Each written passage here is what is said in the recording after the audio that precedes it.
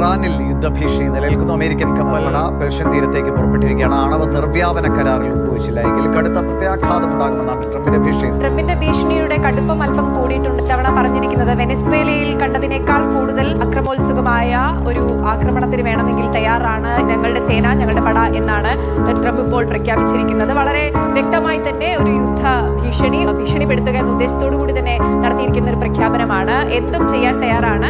ആണവ നിർവ്യാപന കരാറുമായി ഒരു ചർച്ചയ്ക്ക് തയ്യാറായില്ലെങ്കിൽ, നേരത്തെ തന്നെ ഈ മുന്നറിയിപ്പ് ഇറാന് നൽകിയതാണ്. അന്ന് ഈ ചർച്ചയ്ക്ക് തയ്യാറായില്ല. അത് മിഡ്നൈറ്റ് ഹാമർ എന്ന് വിളിക്കുന്ന ആ ആക്രമണം കഴിഞ്ഞതാണ് ഒരുപക്ഷെ നടക്കില്ലായിരുന്നു അന്ന് ചർച്ചയ്ക്ക് തയ്യാറായിരുന്നെങ്കിൽ. അതിനേക്കാൾ ഭീകരമായ ഇറാനെ തകർക്കാൻ പോകുന്ന ആക്രമണങ്ങൾക്ക് തയ്യാറാണ് എന്ന തരത്തിലുള്ള ഒരു പോർവിളിയാണ് നടത്തിയിരിക്കുന്നത് ട്രംപ്. എന്തായാലും ഇതുവരെ അമേരിക്കയുടെ ഭാഗത്തുനിന്നും ഔദ്യോഗികമായ യാതൊരു കമ്മ്യൂണിക്കേഷനും ഉണ്ടായിട്ടില്ല എന്നാണ് ഇറാന്റെ ഭരണകൂടം വ്യക്തമാക്കുന്നത്. ഈ ഏറ്റവും ഒടുവിൽ നടത്തുന്ന വാർത്താക്കുറിപ്പിലടക്കം ഇത്തരം കാര്യങ്ങൾ തന്നെയാണ് അവർ വ്യക്തമാക്കുന്നത്. എന്തായാലും ട്രംപിന്റെ പ്രധാന ആവശ്യം എന്ന് പറയുന്നത് ഈ ആണവ നിർവ്യാപന കരാർ തന്നെയാണ്. നമുക്ക് മറ്റെന്ത് വിഷയങ്ങളിലേക്ക് വരുമ്പോൾ പോലും ഇറാനിലെ ആഭ്യന്തര പ്രശ്നമാണ്, അതിൽ ഇടപെടുകയാണ് എന്നൊക്കെ പറഞ്ഞാൽ പോലും യഥാർത്ഥ പ്രശ്നം ഈ ഒരു ആണവ ആയുധം നിർമ്മിക്കാൻ വേണ്ട അത്ര യുറാനിയം ഇറാൻ സംഭരിക്കുന്നുണ്ട് എന്നുള്ള വാർത്തകൾ അല്ലെങ്കിൽ റിപ്പോർട്ടുകൾ വന്നതിന് തൊട്ടു പിന്നാലെയാണ് ഈ മിഡ്നൈറ്റ് ഹാമർ പോലുള്ള നീക്കങ്ങളിലേക്ക് അമേരിക്ക നീങ്ങുന്നത്. അതിന് തുടർന്ന് തന്നെയാണ് ഇപ്പോൾ വരുന്ന പോർവിളി അടക്കം എന്നുള്ളതാണ് നമ്മൾ മനസ്സിലാക്കേണ്ടത്. ഇറാനിൽ വീണ്ടും ഒരു യുദ്ധഭീഷണി നിലനിൽക്കുന്നു. അമേരിക്കയുടെ വൻ